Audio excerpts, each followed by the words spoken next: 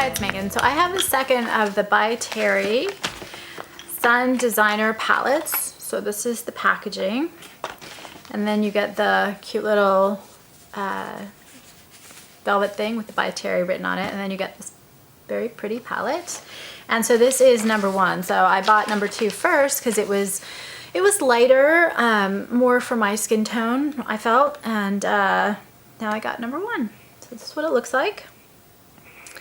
And I am wearing it. Obviously, I have a different eyeshadow on, but I do have, so I'll tell you what I'm wearing. Like this one right here, this highlight, right up here. I've got this highlight on the top of my cheeks and kind of, you know, where you're supposed to put your highlight. I've got the bronzer kind of as a contour, and then I'm wearing this pink blush, the one on the bottom, the cooler one, just because I was doing some other videos and that was the one that fit what I was doing. So they're $82. And there are a whole bunch of sales on a lot of luxury websites, 20, 25 more % off. So, you know, I just went wild. I'm into these kind of summer palettes this year. It's just been my year of face palettes. And so they say this exceptional palette creates an olive radiant and sun-kissed look on both fair and tan complexions. It features 6 elegant and sparkling shades playing a role of bronzers, blushes, and highlighters that enhance the skin's appearance. Delicate, soft, and airy textures in both matte and satin finishes allow to sculpt contours, brighten features, correct or intensify the complexion, all the while revealing the full splendor of the tan. So it's 15 grams. So I have to admit, this one did not work as well on me as the last one. So it's not that it isn't a pretty palette, and I think for people that have darker complexions or more tan complexions, it'll work better. But I had some issues with the blushes, honestly. The texture of all the products it's beautiful. Very finely milled. There's just kind of a satininess to it when it applies on your skin. They apply and blend beautiful. These are the first by Terry products I've tried. I've kind of been upping my makeup to better brands or, you know, higher end luxury brands. And I've been incredibly impressed. And I've been incredibly impressed with by Terry overall. But I did have some issues with the shades. So again, I'll show you the shades. And what's nice is that these are divided. There's a black little plastic thing between them, so they're not blending together. They are obviously hard to use different brushes with. And while with the lighter shades that wasn't as much of a problem, I did find that, because I've got this blush brush, I had a NARS brush, kabuki brush that I used, not kabuki, just NARS, and then a brush like this also works really well.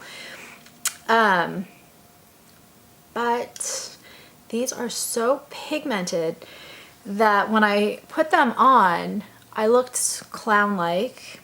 And since luckily they are a great product and they're very good quality, I had to blend with my fingers a lot of times.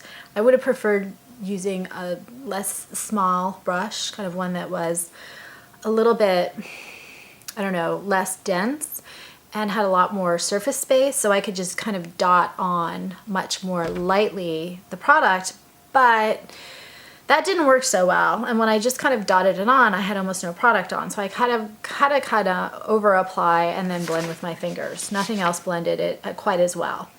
So they're soft, blendable, they're beautifully finished, just easy to diffuse. The finish glows, doesn't emphasize the pores. They're not powdery, they're not dusty, and they really do adhere very well. You know, if you look at my pan, it looks flawless. There's no dusty powderiness there. But the shades really weren't the best for me. So I also compared it to, well, the ones here. I compared it to the first one, and I found that this one right here, these two, and they don't have names, so I'll call them 4 and 5. 4 is warmer toned slightly than the one in the second palette, and I felt like 5 was also slightly warmer toned, a little bit darker. And then this one right here, compared to the peach and the other, is totally different. It's a much deeper peach and it's warmer toned.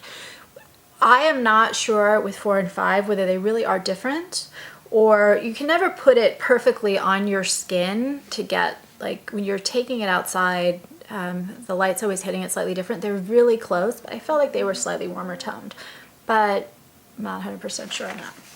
So the first shade, okay, we'll look at these bright ones. This one is a kind of a raspberry, medium dark pink. It's warmer, but not super warm. And look at how pigmented that is. That's one swipe. But then if you blend it, you can see it blends beautifully. It's just still a lot of color. And that was a bit of a problem for me. It wears beautifully, blendable, gorgeous. These all lasted probably 8+ hours, 9 hours without fading.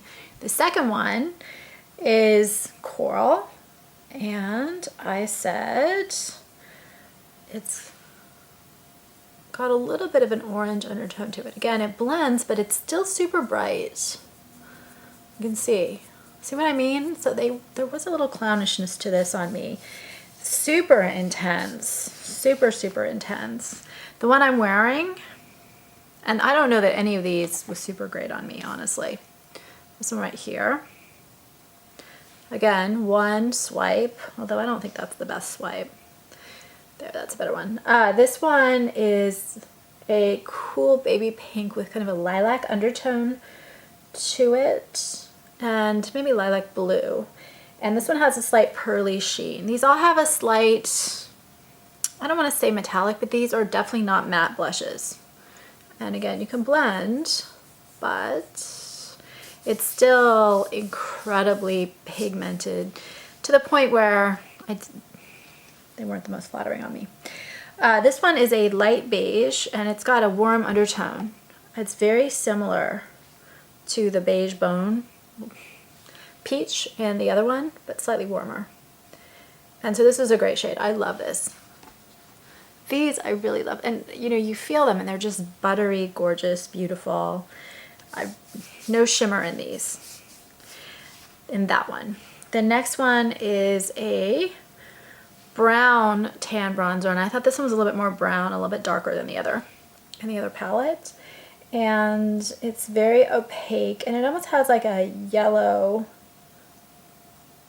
this to it, but not an orange or an unflattering or an unwearable or a harsher feel.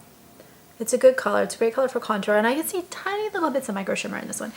This shade is my favorite. If I were to keep this palette, because I will keep this palette, but this is my favorite. This is the Rosy Peachy brown shade. So to compare the two, you can see it's a lot lighter. It's got a peachiness to it, but not an orange at all.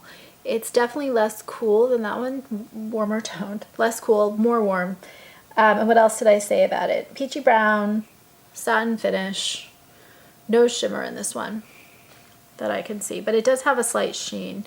So overall, it's still just a really beautiful palette.